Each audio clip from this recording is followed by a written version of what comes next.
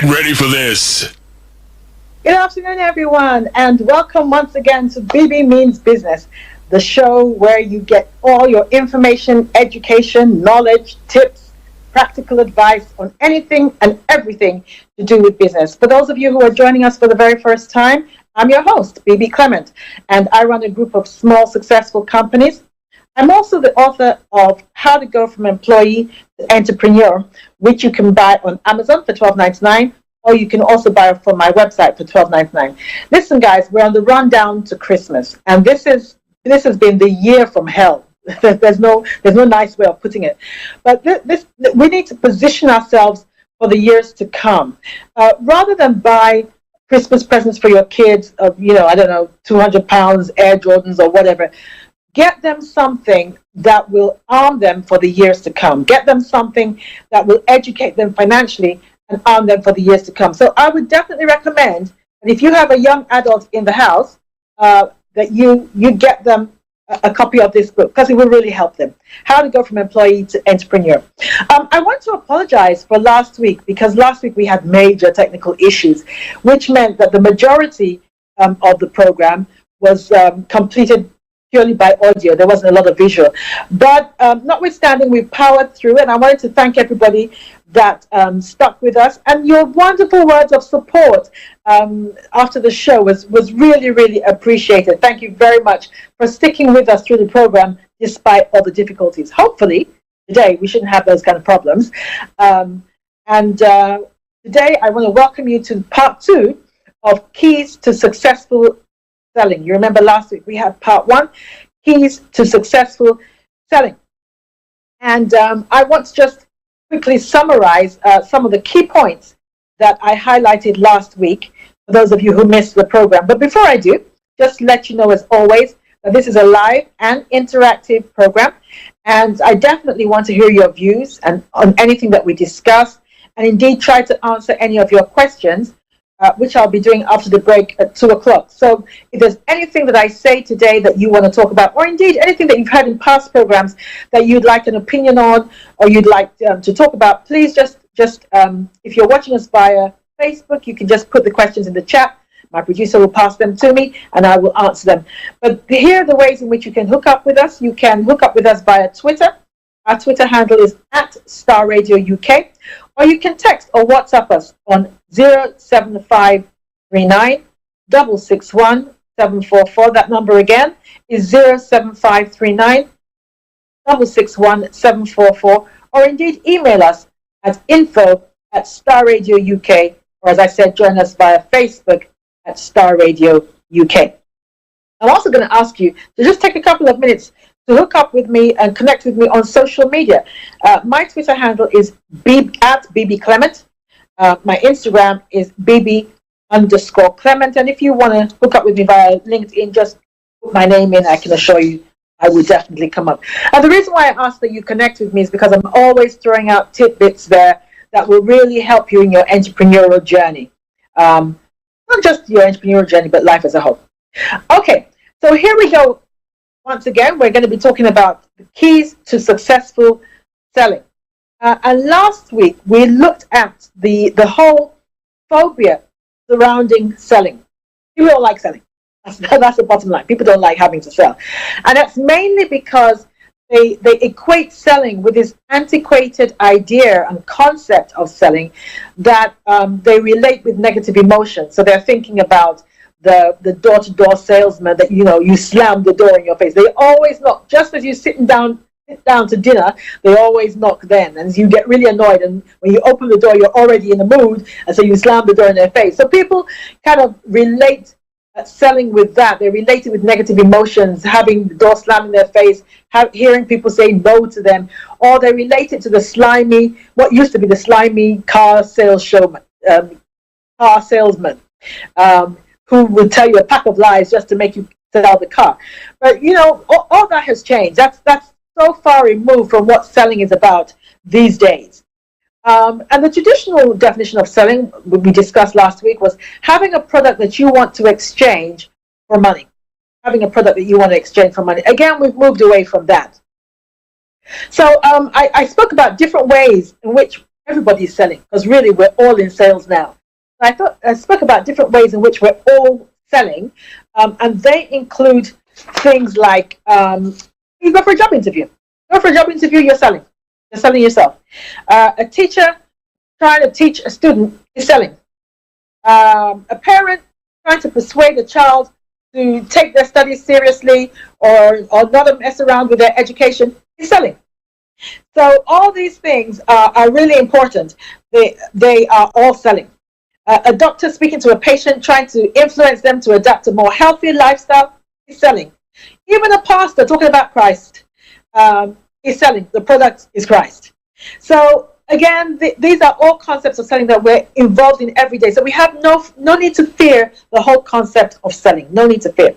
I then spoke about the new definition of selling, which is making people aware of the gap between where they are in their life at the moment and where they really want to be, and getting them to see that your product or your service is the bridge to overcome that gap.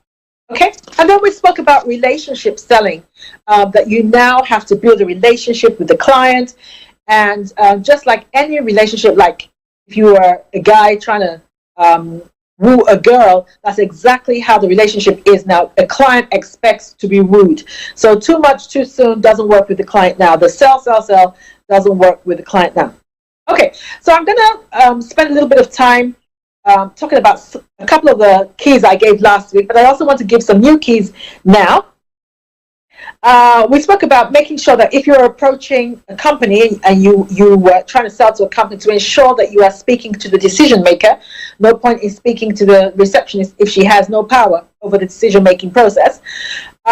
We talked about finding out what clients' biases, their objections are, what could stop the client from buying this product, finding all that out.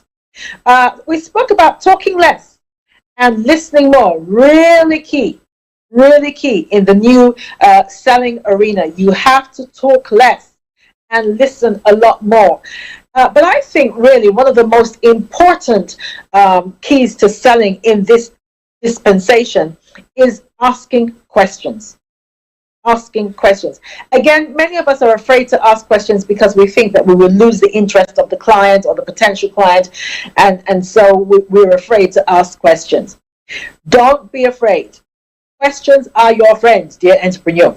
And I'm going to tell you how questions help me in my sphere, what I do. So let's say, for instance, as you know, I'm a speaker and a trainer. So let's say I'm speaking to a potential client, a potential company who wants me to come in and motivate their sales team. So these are some of the questions that I would ask. I would ask something, for instance, like, okay, so what has prompted the need for my services at this time? Because clearly something has arisen, all right? So I need to know what exactly is the problem so that I know how my services can be the solution. Once I know what the problem is, I know how to tailor my services to being the solution. And if I'm just, aiming in the dark, I won't be able to do that. So that would be a good question to ask. Another question to ask would be, how many people are attending? Because that will have a bearing on how I structure my talk or my training. How many people are attending? What are their sexes? So are they mainly guys or are they mainly female? So for instance, let's say I was going to do a PowerPoint presentation. Knowing the dominant sex amongst them will influence the kind of, even the colors that I will use for my presentation. So if they're mainly guys, I can use strong colors. I would use reds or blacks, or that kind of thing, or browns, that kind of thing, because they're bold, they're instructive, they're macho, and they appeal to men. If I was speaking to an all-woman group, I would use more subtle colors. You might see light blues. You might see lilacs. You might see marigold, because these are the colors that resonate with women. So that would be important. I'd also ask questions like, what's the cultural makeup of the group that I'm speaking to? Are they all black or ethnic minors, or are they Caucasian? Again, there are some things I would say to an all Caucasian group that I wouldn't say if they're an all black group, and vice versa. There are even some jokes that I might crack with a black group of people that I might not crack necessarily if they were Caucasian. That kind of thing is important for somebody like me to know. And then I would ask something like, how would you measure the success of my speaking with your group of people? How would you measure success? So let's say, for instance, their current quarterly turnover is 100,000, and they're thinking, if we get Bebe to come in and speak to our guys, our turnover is going to leap to 200,000. All right. Now, by merely asking that question and having them respond to it, I'm able to manage their expectations. So let's say I know that there is no way that me coming to speak, do a halfway workshop with your guys is going to make your income jump by 100%. I can manage their expectation. I can say to them, guys, you know what? I don't think that a half day is going to do it. I reckon that perhaps 20% would be your benchmark as a result of me coming in to speak with your guys. But if you're looking for 100%, then we're going to have to do more than a half day. So here's what I suggest. Let me come in maybe twice a week for a period of 4 weeks. Or give me your top salesmen, maybe 3 of them. And aside from me coming to speak to the team, I will do some one-to-one coaching with them for a period of, 6 weeks. Then we're looking at maybe an 80% increase in your sales. So can you see how just asking that simple question has, one, helped me manage the expectations of the client. So the client is not thinking, oh, we're going to have 100% leap in our sales, and they then have only 20% and they think, oh, well, Bebe can't be a very good speaker. In that case, we're not going to hire her again next year. So can you see how that operates? So I'm able to manage their expectations, but then I'm also able to broaden the scope of the services I'm able to offer that client, which in previous programs, you remember I've said is imperative for you to do. Rather than do the one-off sale to a client and then go and have to spend time, energy, and money looking for another client, what you need to always be doing is broadening the horizon of the type and the scope of the services that you can offer an existing satisfied client. So then I would ask something like, so what is the most important message that you would like your people to get? And one of the things that I have learned and you need to adopt is, don't let what you want to say get in the way of what your clients need to hear. Now that's applicable to me as a speaker. So let me translate that to you. If you were selling something, let's say you were selling books. You need to make sure that what you want to give your client doesn't get in the way of what your client is trying to get from you. So let's say you have a particular book series on sales and marketing, and you think this is a fantastic series, you really want your client to get it, blah, blah. If you ask your client the question, what is it that you would like to get out of the books that I'm selling? What is it that you are looking for? They may tell you, well, actually, we need some help with health and safety. And so then you know that actually I'm selling them the wrong product. I'm pushing the wrong product. And then you adapt your pitch accordingly. So never let what you want to say get in the way of what your client needs to hear. So I would ask my client, what do you want your people to get? Because they may have a particular message they want their people to get. It might well be that they feel that the vision has gotten lost, that the people are no longer pushing the vision. That might be the most important thing for them to get across. Not even necessarily the increasing sales by 100%, but just a revisiting of the company vision. That's what they want to get across. So by asking that question, you get a lot of information. I may then ask to speak to their top salespeople, because one of the things I've discovered is what happens is senior management. What is important to senior management on a strategic level might be something completely different from what's happening on the ground within the team. And oftentimes, team leaders don't pass the message of what is really happening to strategic level. So they're not sure. There's a disconnect there. So even though senior management have told me, Bebe, this is what we want to get across, I would then speak to those who are actually dealing with those teams on a daily basis. And then find out from them what are the issues that you are having. So again, you can see that just asking questions opens up a whole door for you. And the more satisfied, the more questions your clients can answer, the more you are able to produce your product or fashion your product in a way that solves your clients' problems. And the more problems you solve, the more you sell. It's that simple. The more problems you solve, the more they hire you. The more problems you solve, the more they think you're good at what you do. The more problems you solve, the more repeat business. And that is what you need to be looking to do. All right. So also, I've discussed this before, removing as many hurdles as possible between you and the client. Between you and the client in relation to the buying experience. So for instance, let's say you have a shop and your window display is so crowded that I don't know what it is that you sell, then I am not going to be buying from you. So let's say, I've seen, there's a particular shop that I can see in my mind's eye that comes to mind.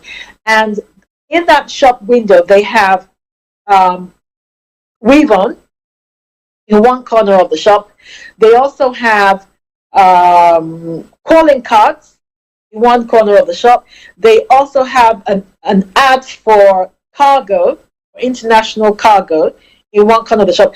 So when I'm looking at this shop window, it is almost impossible for me to say, this is what this shop does, because there's just so many things going on. And you don't want that. You don't want that. People who are confused ain't going to buy. So you don't want that. So you need to remove as many hurdles as possible for your clients in the whole buying process. So for instance, something like there not being any on-site parking to your office, that is a hurdle. That means I, as a potential client, need to go find somewhere where I can park.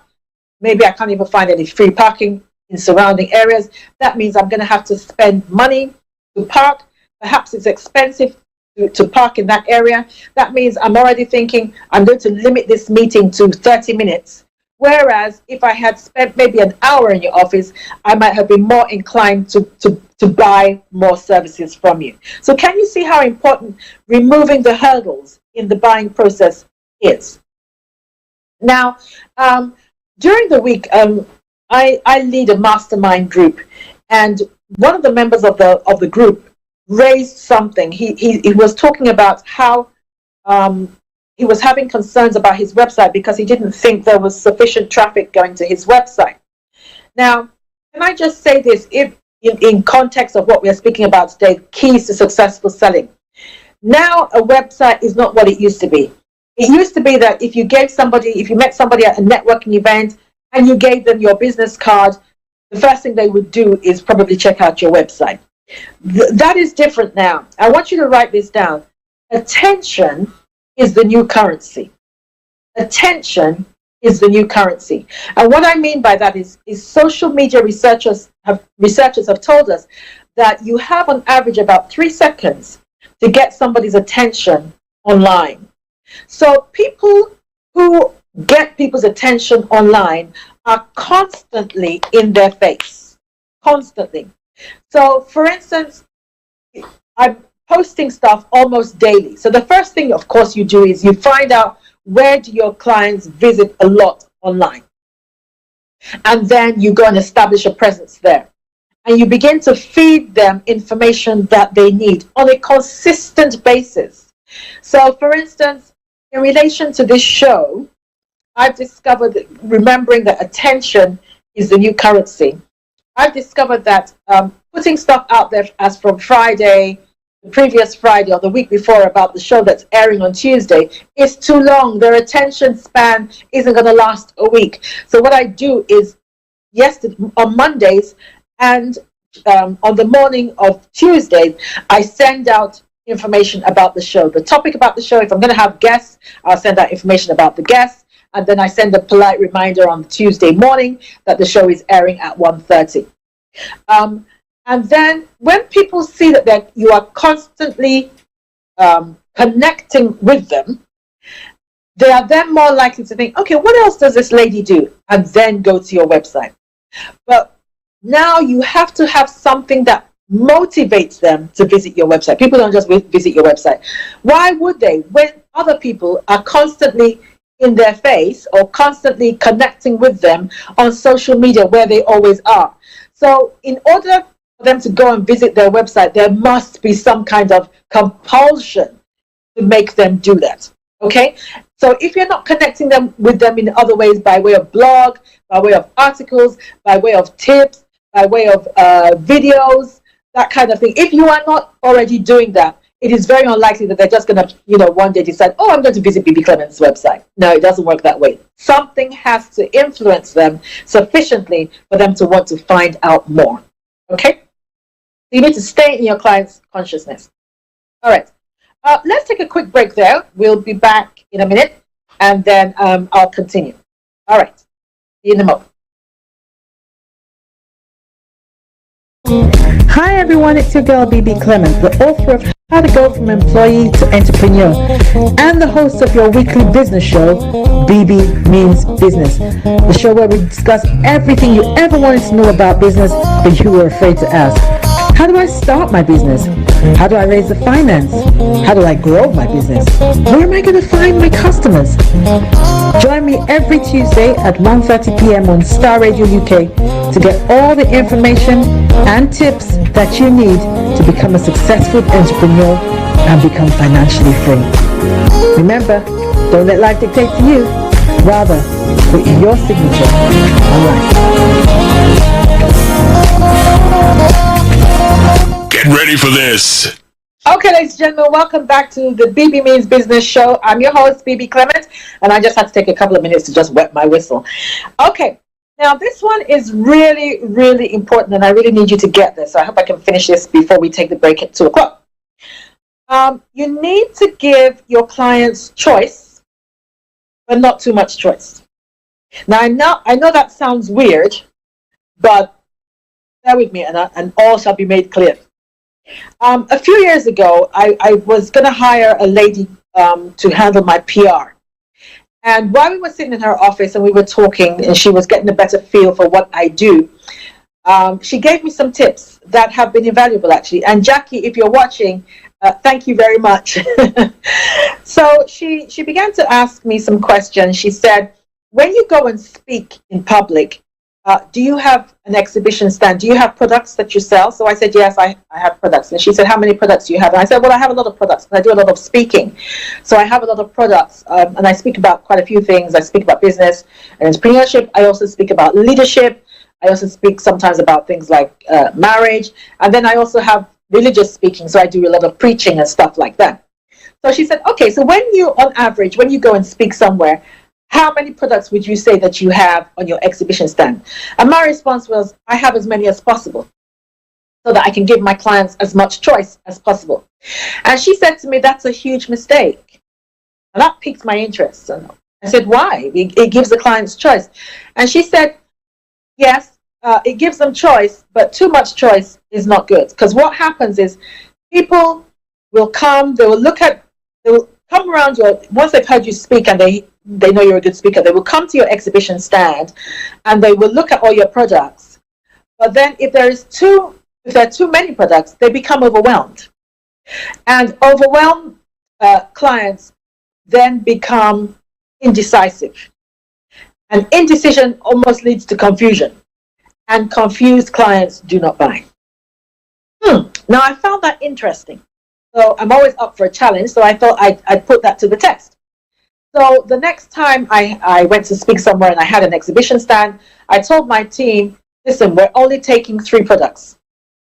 Based on the information that she gave me, we're only taking 3 products, because she had advised me. She said, what's your staple product? What's the product that you want to be known for the most? And that was, of course, the book, How to Go From Employee to Entrepreneur. So she said, okay, make that the staple product. Every time you go to speak, use that, make sure that that's highlighted, that's on display, prominent display. So I told my team, so we're going to do that. We changed the way we put our products up, we display our products. So the book was highlighted. And then I had two other products. One of the products related to the topic that I was speaking about. So if clients wanted more information on that topic, so let's say I was talking about how to speak well in public, I would have a DVD or a CD that had that topic. So people could get some more detailed information if they wanted to buy it. And then I would have one random product that didn't relate to what I was speaking about that would give them a bit of choice. So I had those three displayed. And you know what? She was right. My sales went up considerably. And I've adapted that ever since. Now, I later read about some research that a group of people did in France. And this was in relation to jam. And it was the same kind of thing that happened. So what they did was they had 24 different types of jams, different flavors and types of jams on display at an event. And they said that loads of people came to the stand, loads of people. But they discovered that they only made 3% sales. Now, when they reduced the number of jams to just, I think it was 3 or 4, less people came to the stand, but sales increased by 30%. Isn't that amazing? So one of the keys to selling is give your clients choice, but not too much choice. Now, again, particularly for those of us who have more than one side hustle, when you meet someone at a networking event and you want to tell them what you do, don't bombard them with all the things you do. Oh, well, I'm a speaker, but I also sell Mary Kay products, and I also sell Avon. Because again, choice is good, but too much choice is confusing, and confused people don't buy. Because inevitably, they will forget what you said. What did that lady say that she did? You know what? I can't remember. But if you stick to one thing, I'm a speaker, this is what I do, they will remember that. And the next time somebody asks them, do you know anybody that can speak on this? They will remember you. Okay, ladies and gentlemen, we're going to take a quick break here. And as soon as we come back, any questions that have come in, I will be answering them. I specifically want to go back to a question that I had last week that we were not able to finish answering. I've had to think about it, and I want to answer that again. So join me immediately after the break. Hi everyone, it's your girl Bebe Clement, the author of How to Go From Employee to Entrepreneur and the host of your weekly business show, Bebe Means Business, the show where we discuss everything you ever wanted to know about business but you were afraid to ask. How do I start my business? How do I raise the finance? How do I grow my business? Where am I going to find my customers? Join me every Tuesday at 1:30 p.m. on Star Radio UK to get all the information and tips that you need to become a successful entrepreneur and become financially free. Remember, don't let life dictate to you. Rather, put your signature on life. Get ready for this. Welcome back, ladies and gentlemen, and I hope you're enjoying the show so far. Just before we went on our break, I was talking about giving your clients choice, but not too much choice, because confused people do not buy. All right, so like I said, we had a question last week from David, and David was a wine merchant, and I wanted to just give a few more tips. David, we did try to get hold of you, but we were not able to, but I'm going to read your question again and give you some more tips. David said, dear presenter, do you have any advice for businesses like mine, which have been beaten down by the pandemic? We just about survived the first lockdown, but this second one will kill us off, particularly if for any reason it is extended over the Christmas period. We are wine merchants, and we are hoping to establish an online presence before the first lockdown interrupted the process. This strategy is not something that we can put in place within the next few weeks. Okay. So, first of all, David, I wanted to say I hope things are getting a bit better. But I had to think about this, and here's some tips for you. Now, you're a wine merchant. And I remember saying last week that even fine dining, even 5-star Michelin restaurants are now having to adapt. So you are going to have to adapt as well. I'm a big advocate for collaboration. So I would encourage you to collaborate with such restaurants. Look for restaurants and collaborate with them. So when they are delivering, you can deliver your wine with them as well. So go and speak to some restaurants who are now delivering and do that. Then there are lots of things you can do online. Not everybody is a wine drinker like me. Not everybody is a wine drinker or knows a lot about wine. I don't know. All I know is this is red and this is white. The rest of it, I'm an illiterate. So you can start doing things online. Start doing things on Instagram or stuff. Talking about wine. Educate us about the different types of wine. Which wines go with which foods. I always get, I laugh when I hear people say things like, oh, this wine is full-bodied and it's got an oak-like flavor with a smoky finish. Because I have no idea what they're talking about. So this is a brilliant time for you to educate your clients, and you have to educate your clients. That's all part of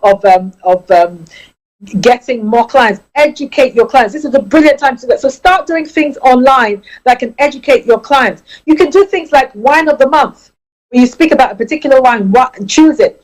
Speak to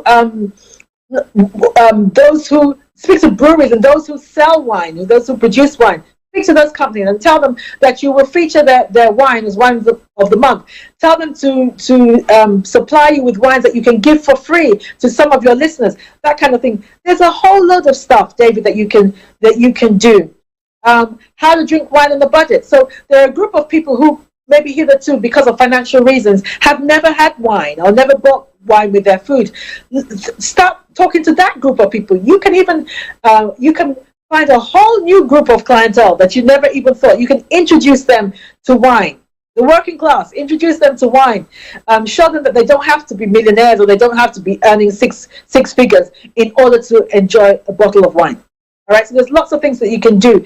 Let me know if there's anything else I can help you with, David, and I wish you all the best with that. Can I do a quick shout out? A quick shout out to Paul Jones. Paul, thank you so much for joining us on Facebook. Really appreciate your presence. And everybody else that's listening, if you give a shout out on Facebook, I will give a mention to you. Okay, let's go back to the other keys that I'd like to talk about. Now, another key to selling is giving people enough information and then adding with that a call to action. Giving a call to action is imperative to the buying process. There needs to be sufficient information. So let's say, for instance, I am about to do a seminar and I'm marketing that online. There is a difference between me saying, I'm having a seminar next week, Monday, and you can register for it online. There's a difference between me saying that and me saying, I'm having a seminar next week, Wednesday. To register, go to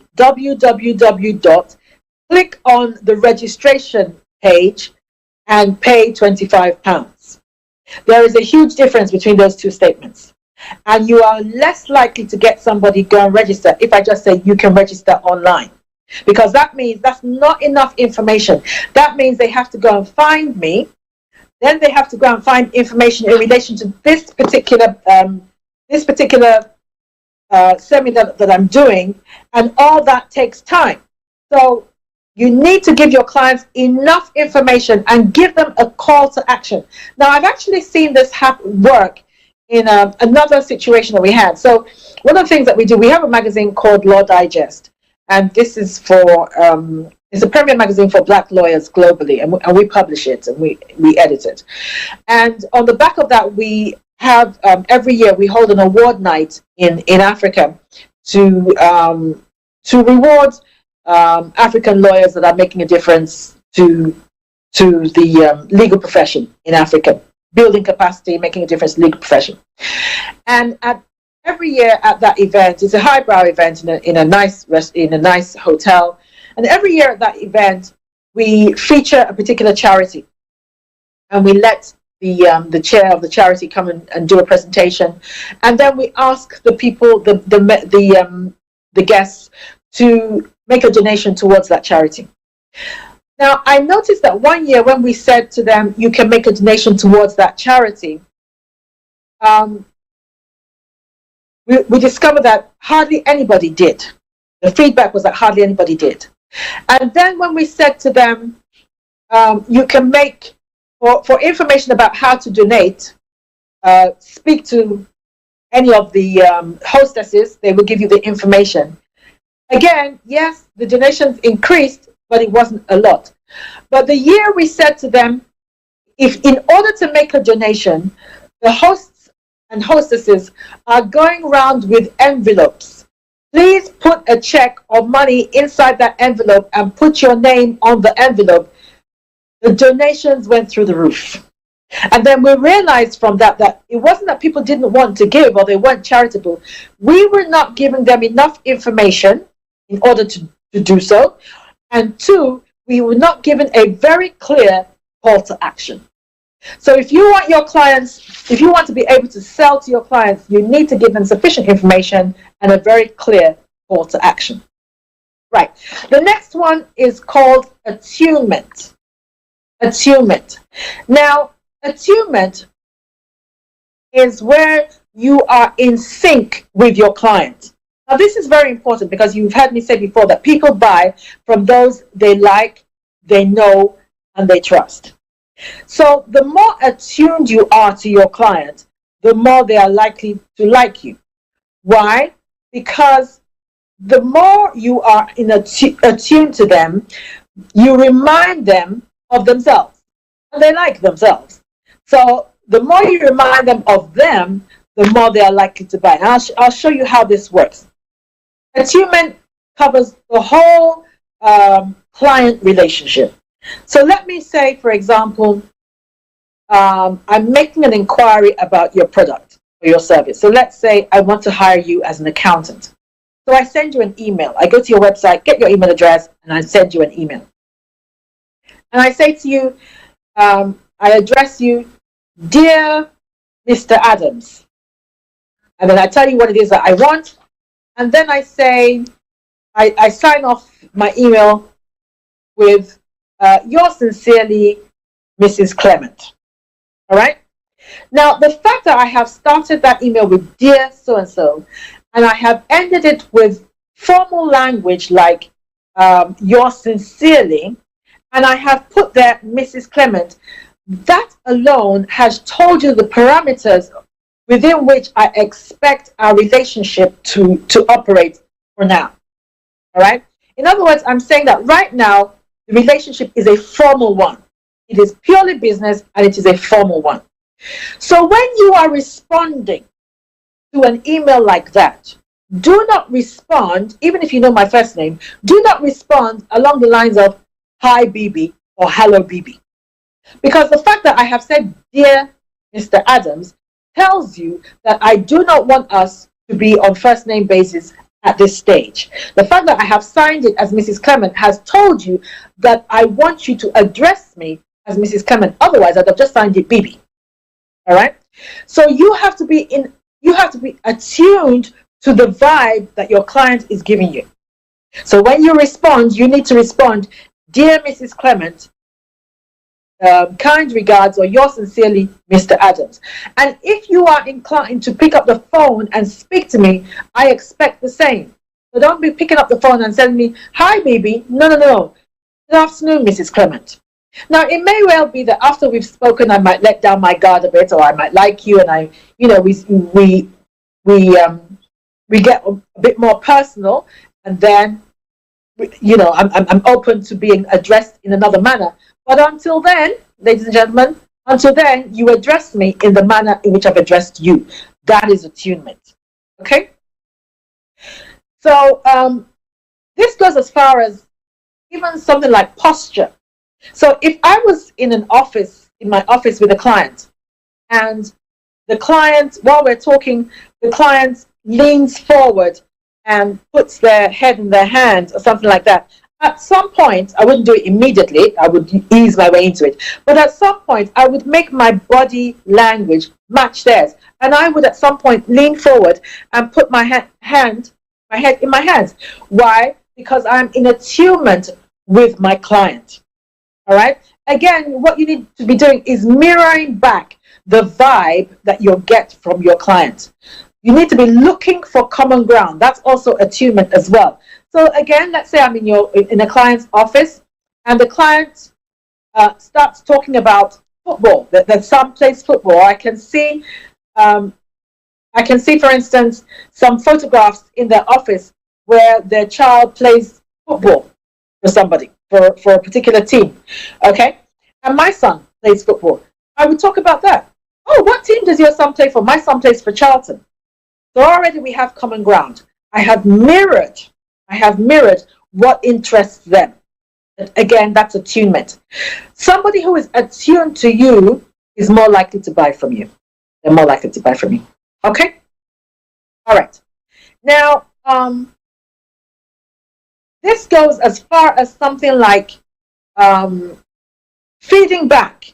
There was some research that I was reading recently, and they were talking about waitresses that feed back your order verbatim, that means word for word, are more likely to receive a tip than those who just paraphrase your order. So if you ordered, can I have 2 hamburgers, a Coke, and a milkshake, and the waitress says that exactly back to you. Okay, so just to repeat your order, madam, you want 2 hamburgers, fries, and a chocolate shake. Somebody like that is more likely to get a tip rather than so you want the number 6 special. Do you see the difference? They're likely, why? Because they are in attunement with you. All right, they have mirrored what you have said, so they're more likely to get a tip. And it's not a small tip. They found out that such waitresses got up to 70% more tip when they did that. So this is really important. This is the science of selling, and this is really important. Okay, now in order to sell more, you need to humanize your product. You need to be aware that most people do not buy with their intellect. They do not buy with their brain. They're not making a logical purchase. Most people buy with their emotions. So you need to humanize your product, or present your product in such a way that it helps the client have an emotional buy-in. It helps you get the emotional buy-in of your client and connect with your product. So, for instance, there was some research done. This is not even in relation to business, but there was some research done in relation to some guys who worked in an X-ray department. You know, an X-ray, when they take a picture of your chest or whatever. And what usually happens, I'm not sure if this still happens because it's been a while since I've had an X-ray, but what usually happens is they take the X-ray and then they put it in a file wallet, and on the sleeve of that file wallet, they'll write the patient's name and maybe their date of birth. And they discovered that when they added a photograph of the patient to the file wallet, so they didn't just have the patient's name and date of birth, they actually had a picture of the patient on the file wallet. They discovered a number of things happened. One, they whatever they were looking for, so sometimes maybe let's say they were looking for cancer, they missed it a lot less. You know, sometimes you can have up to 2-3 X-rays before they detect what it is that they're looking for. So they were making the diagnosis, or they were capturing what they were looking for a lot quicker. The X-rays were a lot more accurate. And so they asked them, why, what has changed?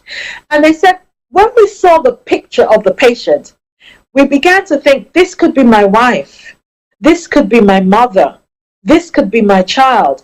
And it made it even more important that we got it right. Not only that we got it right, but we got it right quickly, because getting it right quickly could save this person's life. Now, I want you to take that mindset or that example into the whole business experience. That the more you are able to appeal to your client's emotions, the more you are likely to be able to sell to them. So, for instance, if I was selling coffee and I said, buy this coffee because it's the best on the market, that's one thing. And indeed, that it might be true. It might be the best on the market. But if I say to you, buy this coffee because by so doing, it's providing work for a farmer in India, who will now be able to feed their family because of the £2 that you spent on coffee, there's a whole bigger likelihood that you are going to buy. Why? Because it has appealed to your conscience, it has appealed to your emotions, and actually whether it is the best coffee in the world or not now becomes secondary, because I've now got your emotional buy-in. I've helped you make an emotional connection to my product. Do you understand the difference? I hope you do. Okay, I'm going to be rounding up in a minute, ladies and gentlemen, and I hope that you have enjoyed the program. I hope it has been informative and educative. Thank you to everybody that joined us, and I'll be here next week. Next week is going to be a really good program, and I would encourage you to tune in. Next week, I'm going to have a psychiatrist on the program, and the reason being is because in these times, a lot of entrepreneurs are losing faith and hope because of the challenges that they're coming across, and it is affecting the mental health generally. But in particular, entrepreneurs are particularly affected by mental health. As you well know, entrepreneurs at the best of times are very highly strung. They're go-getters. They're always on the move. So I want to be able to have somebody on the show who can address that issue and to show you, give you tips and advice as to how to keep calm, how to keep sane, how to hold it together, how not to lose it, how not to fall into depression, so that you can go on to be the very best that you can be. All right, so don't miss next week. If you have any friends that you know are struggling in this climate, get them to tune into next week. It's really going to be worth your while. Ladies and gentlemen, stay safe, stay well. It's your girl, Bebe Clement. As always, don't let life dictate to you. Rather, it's your signature on life. Have a great week, ladies and gentlemen. Bye-bye.